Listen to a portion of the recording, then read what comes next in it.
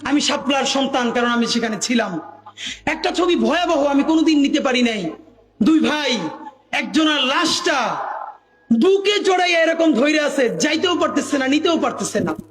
পতাকা জড়ানো, চতুর্দিকে গুলি, শাপলার বিভীষিকাময় দিন রাত। কিন্তু এই জন্য কি আমরা আমাদের সাথে যে জুলুম হয়েছে, আমরা কি আরো আরেকটা জুলুম কারোর সাথে করতে দিব? না, আমরা জুলুম করতে দিব না। আমরা আমাদের জীবন দিয়ে হইলেও আমার শত্রুর সাথেও ইনসাফ চাইবো। শাহবাগে যারা গিয়েছে না বুঝে, তারাও যদি তওবা করে, আমরা তাদের সাথেও জুলুম করতে চাই না, তাদের সাথেও আমরা ইনসাফ চাই। আমি আমার শত্রুর সাথেও ইনসাফ চাই। হেফাজতের রাজনীতি তো শুধু বাংলাদেশে না, তারই আমেরিকান এম্বাসিতে গিয়ে বোঝানো হয় এরা জঙ্গি, এরা মৌলবাদী। আমেরিকান এম্বাসির যিনি আমেরিকান রাষ্ট্রদূত, কানাডিয়ান অস্ট্রেলিয়ান রাষ্ট্রদূত, সে তো আর বাংলা জানে না। আপনার বিবৃতি ডেইলি স্টার যে অনুবাদ করে সে তো পারে।